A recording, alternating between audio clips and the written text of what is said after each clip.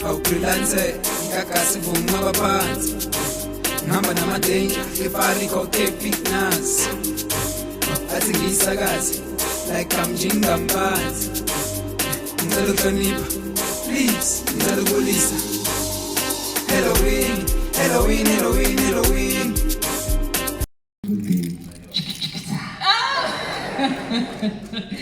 And thank you so much. Well, let's get into the business, and dear, let me start off with you because you've got the microphone.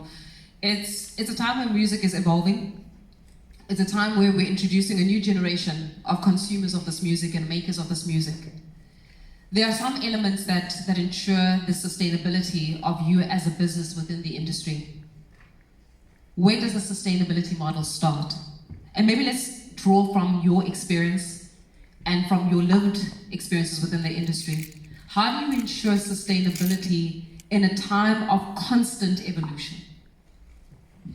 On my side, I think the most important thing is the information, because most of the people that we work with, the information is lacking. Some people don't even know where to collect their monies, Some people don't know when music plays on YouTube, where do you collect that money from? So I think that's, like, for me, one of the important things, the information. People must be educated about what are we doing here, and from that, at least we can be able to make sure that contracts are important.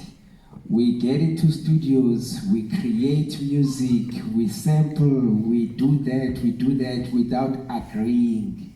And then the next thing, when the song is huge and it's making money, there are wars because we didn't agree before we signed. So for me, those two important things, if we can be able to tighten them up, we can be able to move forward. And Tana, maybe before we go into, because we're going to spend some time on the business aspects of it, but let's look at the talent side of it. A lot of time the hits are made in a studio. It's a bunch of friends. It's a bunch of friends and maybe Hennessy. There's some kind of but the bangers come out with a bunch of friends and Hennessy. There's always something that happens, and it's a bunch of friends, and the music and the creativity flows, and the music flows, and then before you know it, you've got a hit. How then do you formalize such informal settings? And I'm just branching off from what Dira said, that if there are no contracts, there's going to be a fight.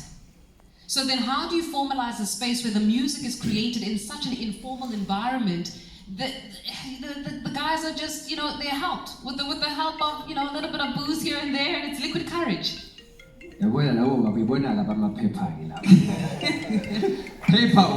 Paperwork. Maybe can you please pass the microphone this side? Thank you, Tana. Can I jump on that as well? All right. So I think Kumakoya we begging in proper, because into sileka kakhulu kwi-industry yethu is knowledge, and knowledge has become currency, because masikhuluma nje i-industry is changing so rapidly. Nabantu nje probably in Europe or in America who are actually controlling markets, who are currently deciding what the industry is going to look like for us in South Africa today. So what we know today might actually change tomorrow. So we always have to keep up with the knowledge. And maybe just to, let me posit this, let me put it this way. The music industry is segmented in three ways. It's the music, that's the creation part, that's the stuff that we know how to do. We're talented, we know how to make music, we know how to release it. Then there's the music business, the boring part. Le part le utira ati ibuyileke, because that's where the contracts are. That's where copyright management is. That's where monetization of the music that you're creating actually is. That's door number 2. Then we've got door number 3, right? Which is the music industry. Where now you get to take your music, door number 1, and your music business, door number 2, and actually start navigating in that space. This is where now you interact with consumers, you interact with users of music, and then that's where we test if your music gets played, does it really get paid? And then we often find out that yes, it does get paid, but probably the owner of the music won't get paid. Why? Because they didn't sign the contract, they didn't understand the importance of copyright. So, yonki into ikuton number 2, the door that is boring. La kunama split sheet agreements called. La kunama contract agreements called. And I'm gonna be very controversial now, Faith, if you'll allow me. I tend to have a bit of a problem with musicians who are signing into agreements with record labels, publishers, or any other management or any other thing that they sign with, any entity. And then cry foul when things don't go well, especially where there is a contract.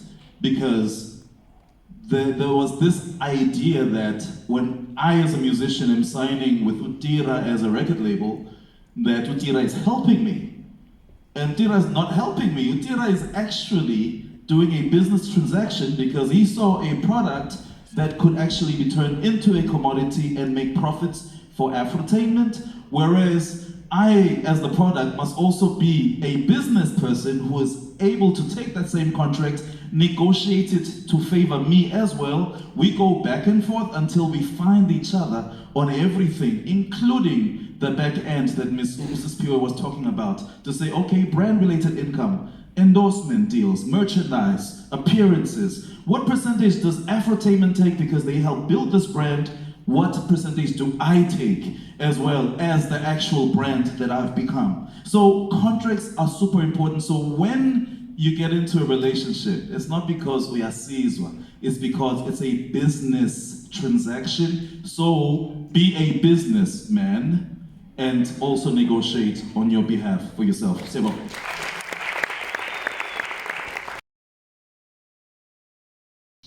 Think about it. Logically, whoever invests into something would be the one that owns that thing. So as a business, like Tambe said, not as an artist, you need to think about that, because now you're going into that commercial side. Because later on, when you have to do a sync, when you have to even put it on digital platforms, there are royalties and money linked to just paying for the master itself. Then if you go to then the section 6, which is copyright in the composition, section 6 of the Act, then it says that any time this song is used, somebody must seek permission from you. That is publishing. Publishing essentially means that, you know, I'm going to earn for as long as I live and 50 years posthumously, right? So even you'll be gone and your kids will still be earning from that song. But that only happens if you also sign the right agreements, because a lot of people don't even own their publishing. They think they do, but they don't, right? So you need to make sure that you own your publishing. And publishing is the easiest one, because publishing vests on the person that created the songs, the composer, the author, and that's it. A publisher only comes in if you need somebody to help you. And you must be very conscious of the agreement that you sign, because sometimes you sign away the right. So meaning it never reverts back to you, right? It's called copyright, for life in a sense, right? So you need to make sure that you are aware of that. Now, the business part starts from understanding that you need to own a significant portion of the creation. I'm sure that makes sense, right? You can only earn from what you created, but you need to own it. Because ownership is not just the creation, ownership is ownership in law in itself. Because if you go and you sign it away, then you can never say somebody cheated you of it. But then, here's the most important part on the business side. You need to get this thing used. So when Tando was saying there were 3 sides, I would like to add the 4th one, and maybe goes more into the 3rd one. It's the marketing part. A lot of people sitting here, you never think of marketing. Never, ever, ever. You invest so much time in creating a perfect piece, but thereafter, somebody has to use it. You're not making this thing for you. And a lot of creatives, I don't know, you act as though this song is your baby, and I don't know, you're making it for you to listen to it. Guys, nobody cares. I'm telling you, nobody cares. People only care about something that adds value, like I said. Value could be me enjoying myself, me thinking about whatever. But on a business level, positioning this thing from a marketing context. That's why we always speak about teams. Teams are important because somebody else may be better at selling the song, and that's where labels come in traditionally. A label's job, technically, besides recording, their biggest job is to say, how do we sell this product? But if you can do that, then trust me, your negotiation is a little bit better. Because I always say, when you sign an agreement, how do you know you're signing a good agreement? A simple rule of thumb. If you can do something well yourself, there's no need for you to give somebody else anything else for it if you can do it yourself. Does that make sense? If I can clean my house well, I don't need to go and hire somebody else to clean it for me. The only reason why I might hire somebody to clean it for me is because I know that I can leverage my time better maybe somewhere else to earn more instead of cleaning my house. Do you get what I'm saying?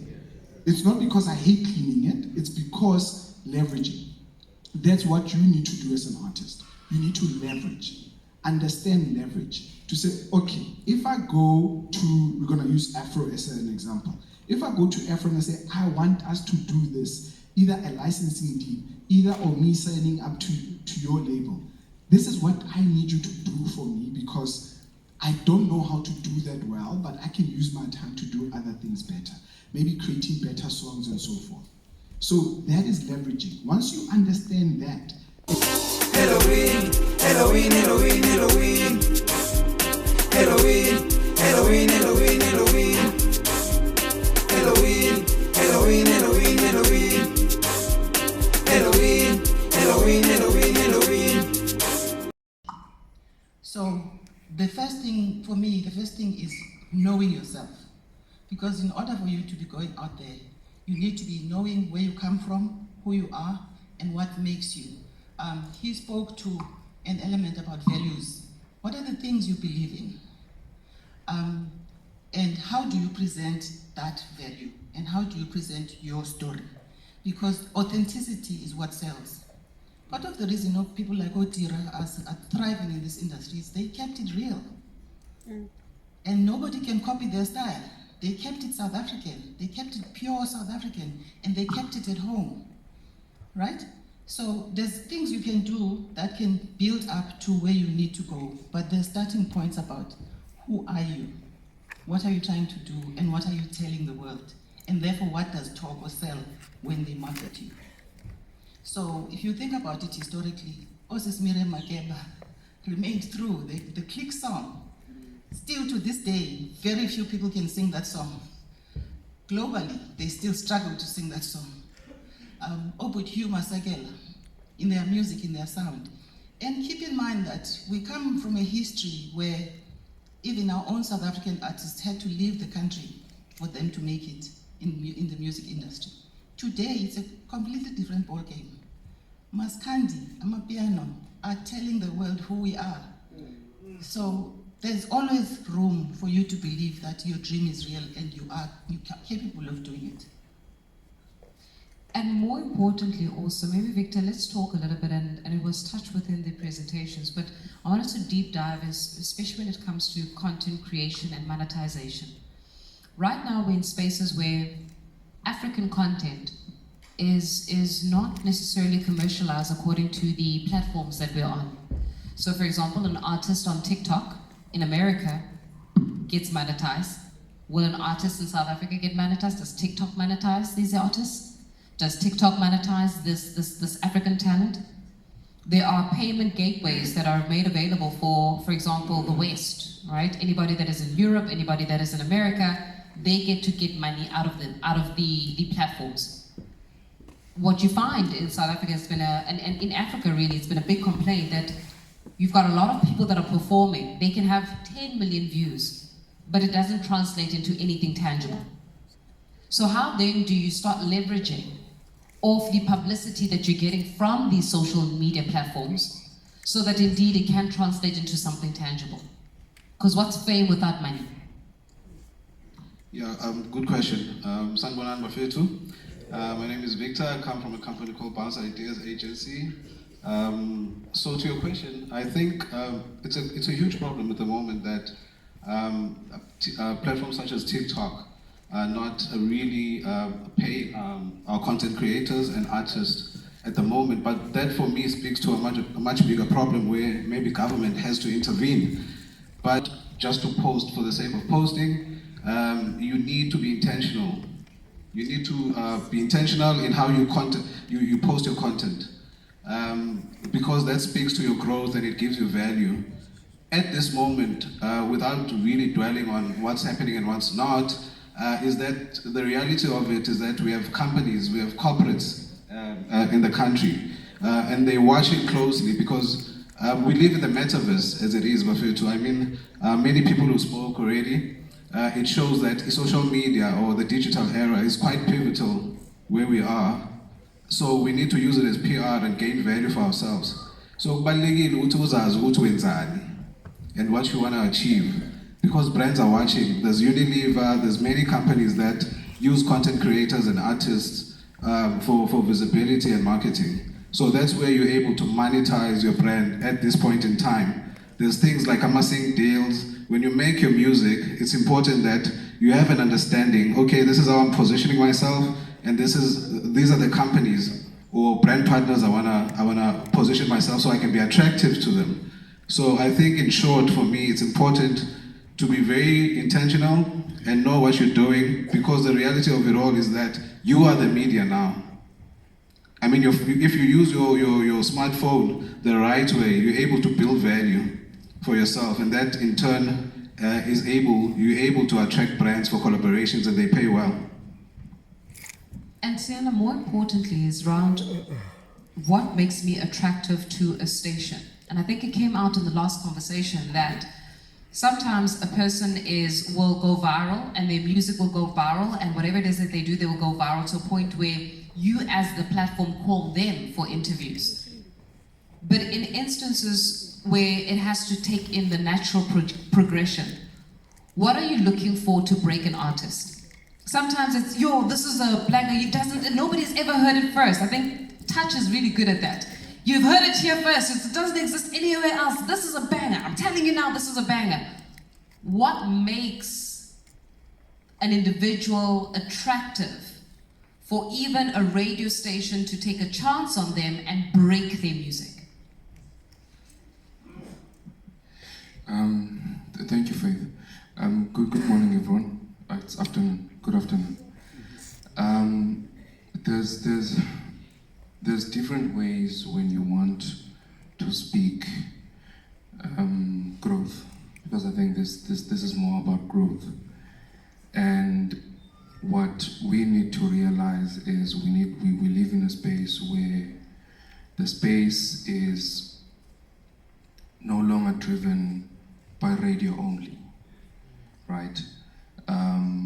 By the time you say, you've broken the barriers on social media, it means that, you've gone through the barriers and now you are a tangible, let's call it an asset, you're a tangible asset. Then, stations will start calling you. And also, there's also an important element, which is accessibility. Can we access you, right? I can sit here confidently and tell you that if I call Dira on a Wednesday to say that we've just struck a deal with a telco company, can be a Vodacom, can be an MTN, but they want Dira because they've bought X number of streams from him, right? And we need Dira on air at 7:20 on a Friday morning. Dira will tell you, Brazo Mieza, right?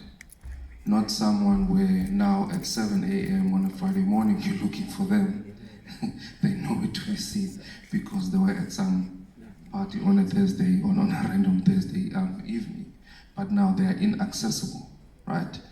So what that means to your brand, it puts an X next to your brands, because now it affects the entire value chain, not just us as a brand, as a station.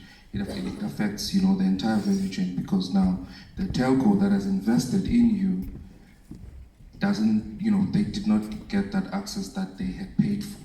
Okay, so accessibility is quite important to say that be accessible, because fortunately, unfortunately, regardless of how you look at it, radio interviews play an important part of accessibility, and this is a point, Faith, where we struggle a lot with young artists and musicians, where you call them in for an interview, they confirm. Come the time of the interview, they don't rock up. So it's an issue of accessibility that us from a media point of view, we look for accessibility to say, are you accessible? If you are not, trust me, whoever that person is, they will move on to the next line. And I think it's a hardcore one. And perhaps, Merlin, let's go back to you. Does it go back to the notion that sometimes people think of themselves as celebrities as opposed to people thinking of themselves as brands? Maybe, Merlin, let me take it back to you in terms of how they, maybe let's take the microphone back. I've got two microphones with me this afternoon. Whereas, let's talk a little bit about thinking of yourself as a celebrity, because to Sianda's point, right, and Victor, you touched on it also a little bit. If you're not accessible, if you don't have the values, then you have an X.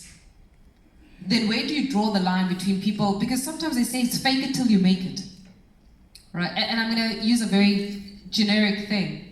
You'll find a lot of people in the entertainment. I work in corporate, I'm in politics. People in politics don't wear sunglasses indoors. I'm just being real.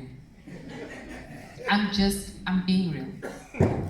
We don't wear sunglasses indoors. You go to an event where there is, whether it's brand SA or or anything, we don't wear sunglasses indoors.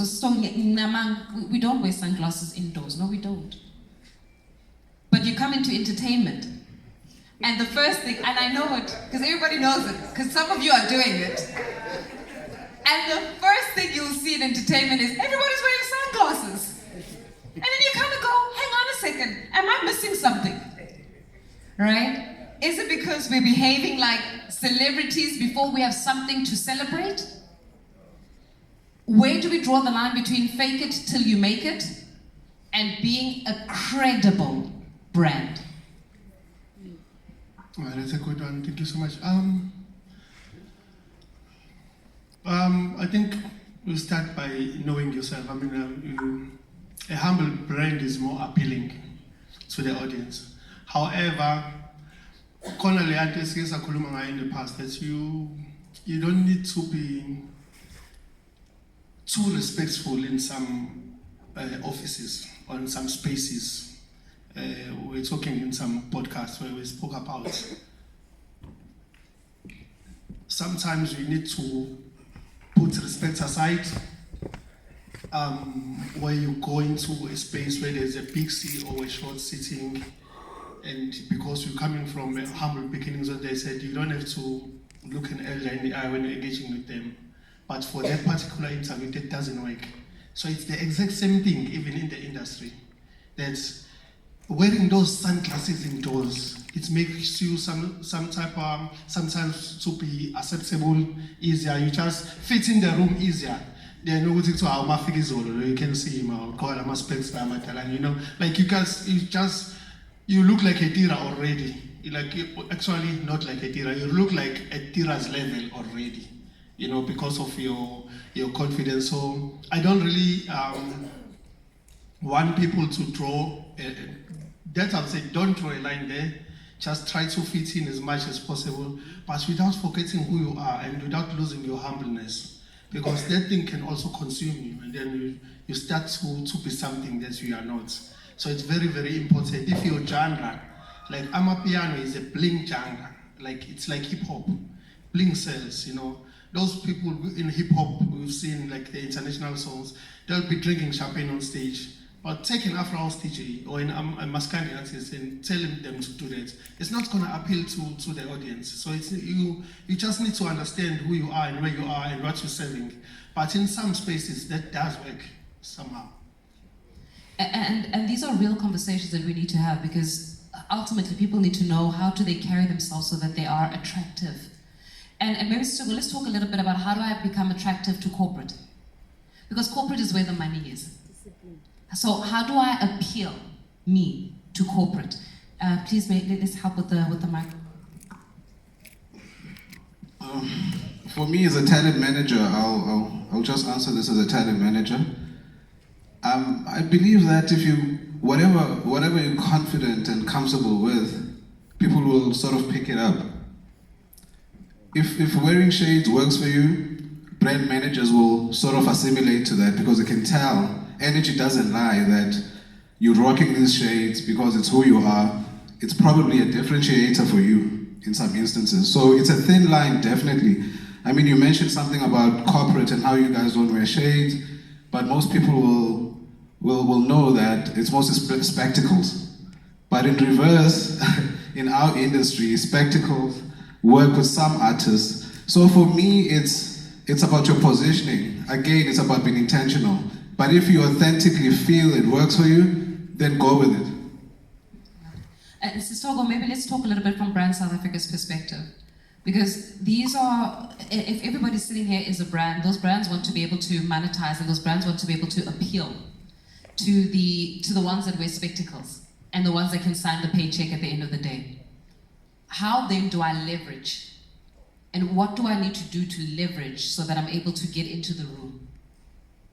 Look, there's basics, guys. In order for you to finish school, you have to make time to study, right? And in order to study, you need to make the time to sit down with your books. You can't do it any other way. There's no shortcuts. So now that you know yourself and you know what your values are and what your music is about, here's Togo. Now she wants to use you. What are the basic things, at a minimum, that I expect as a brand? That you show up on time. You don't have to be fancily dressed, you just have to be clean. And you just have to keep it professional, right?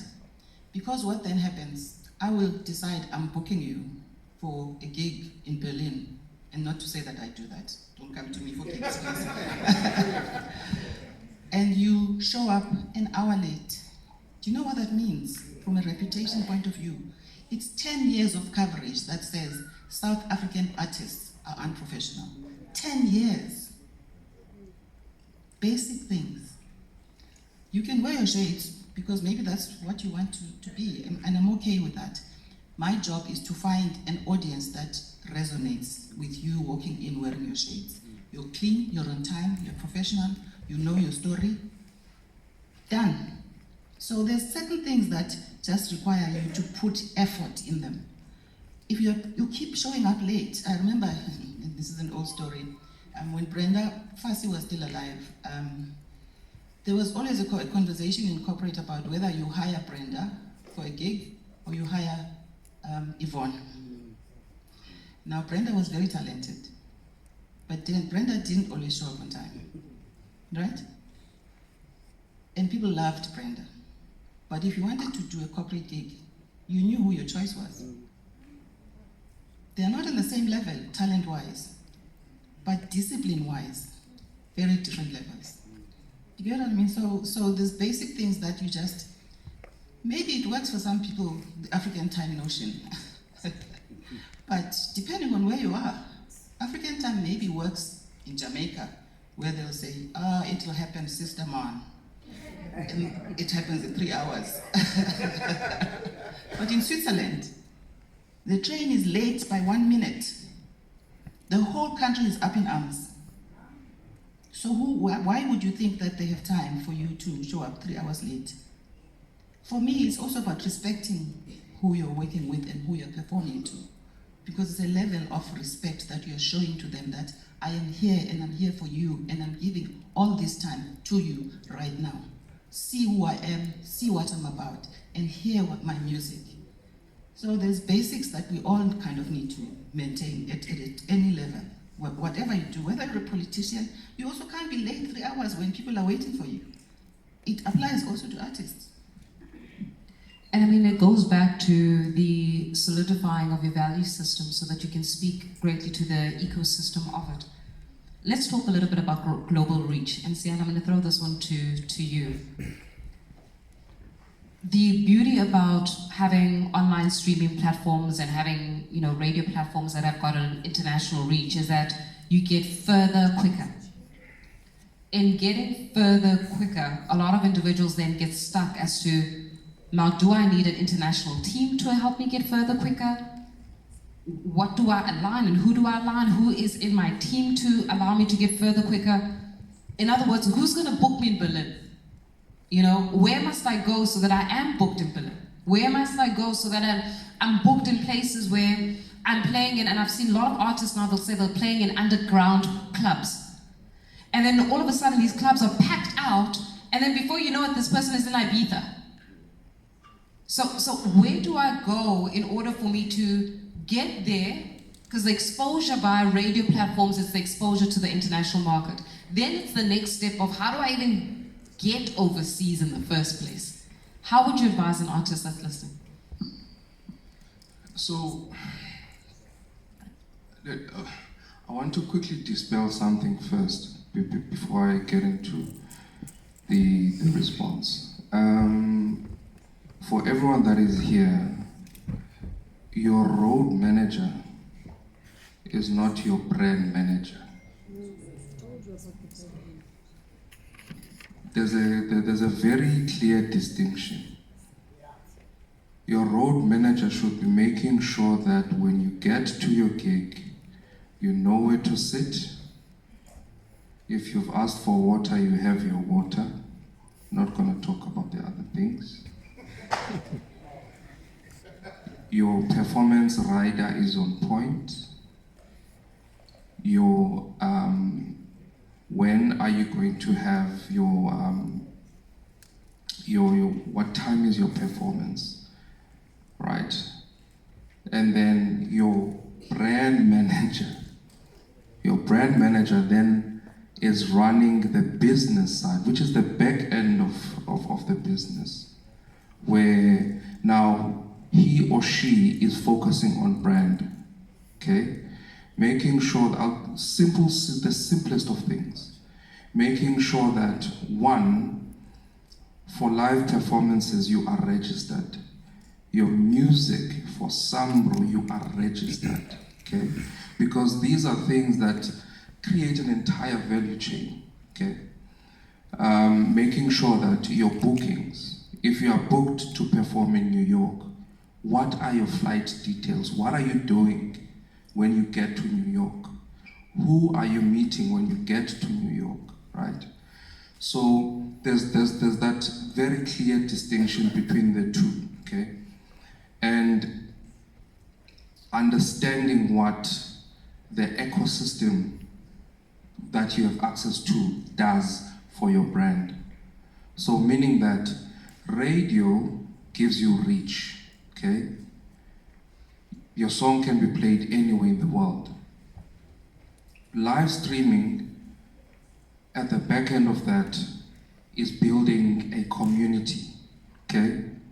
And then with live performances and social media, you are then being in touch with that community, right?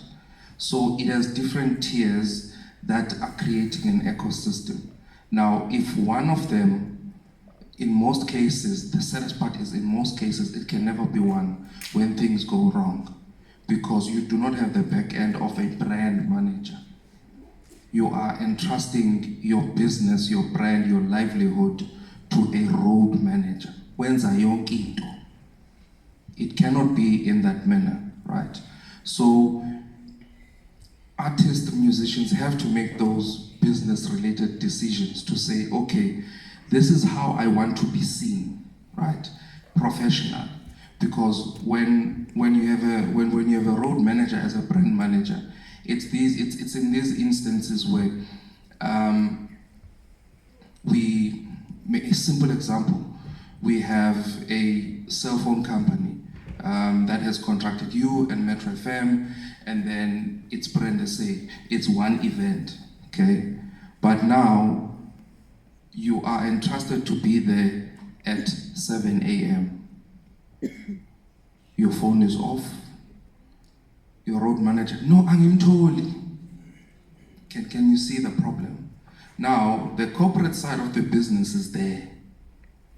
My hands are tied. I cannot defend you.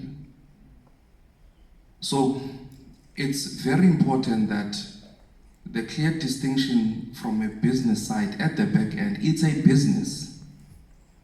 It's a business. It's like any other, it's like anything else that we do. So, again,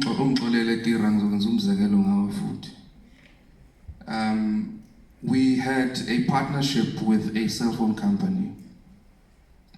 Now they've contracted to Tira. They're in a partnership with Metro FM. Okay, and now this is an international cell phone company. You have people in China. You have people in Europe waiting for one 10-minute interview. Right, which is international now. So there are different touch points, which is radio, on the ground, social media, live streaming, okay? That's why artists now have to be fluid, okay? So now Tira has an interview with the Best Mornings, Usebi and Candice at 7:20, and it's just 10 minutes, right? So Tira is there from 20 to 7 on a Friday morning, right? I said, again.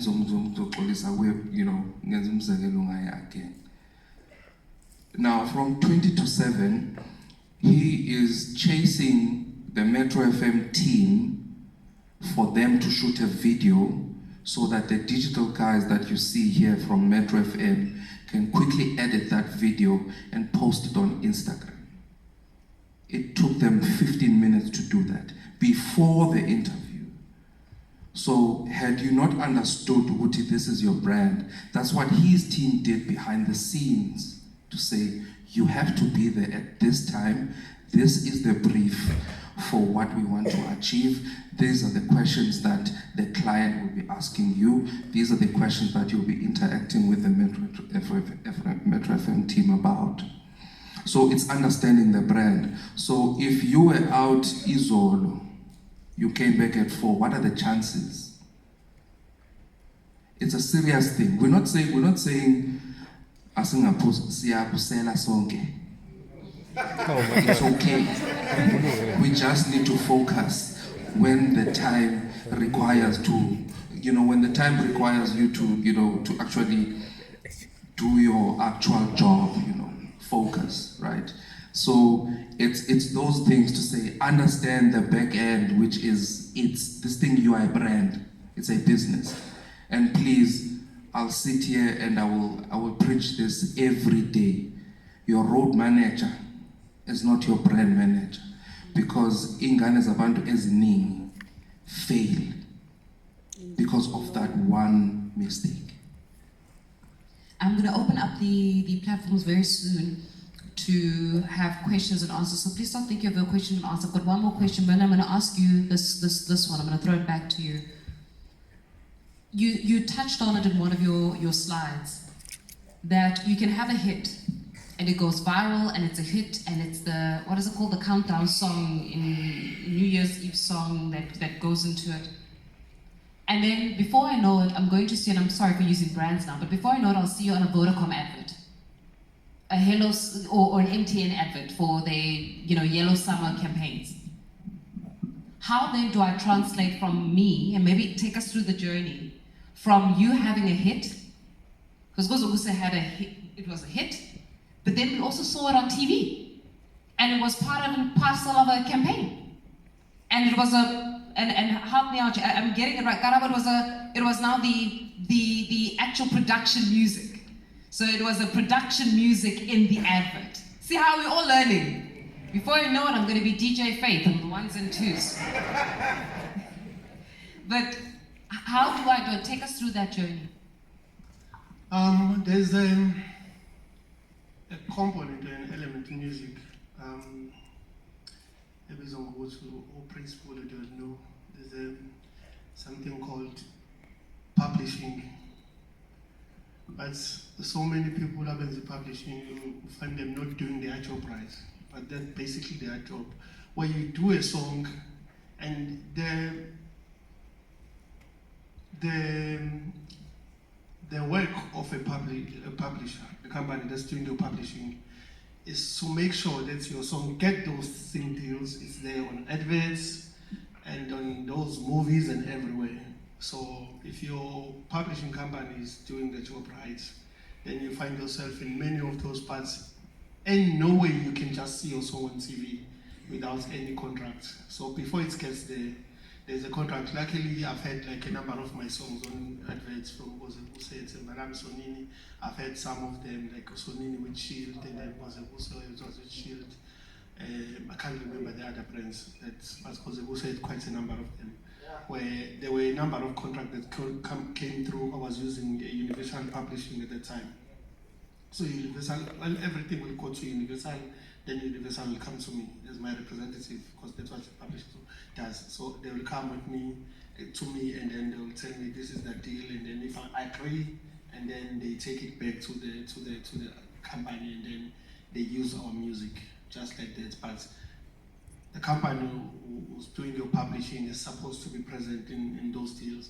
If you see your song anywhere being used, then you must start to your publishing company, because maybe you don't have information, but they did the deal. But if they are doing their job right, your music won't be in any advert or any movie or any other thing being used on TV without your knowledge. And that is very good, because you get to see people going, oh, isn't this my song? Without even them knowing. May I open up the floor now to take in some questions? I do see the first hand that went up, gentleman at the back with the blue. Sir, you are number 1. No? Ma'am, number 2. Yes, you're number 2. Halloween, Halloween, Halloween, Halloween. Halloween, Halloween, Halloween, Halloween. Kanyisa umdlalo from eduze makasini sanibona limphathela isidingo sokushaya umoya bajwayele ukunibhora nibanike ithuba banirobha qaphu ngisho kwi-red or red uyangibona physically noma mentally isikora ngingahaya kuphela ihora wenze ngibona ngicela ukubonisa Halloween, Halloween, Halloween, Halloween.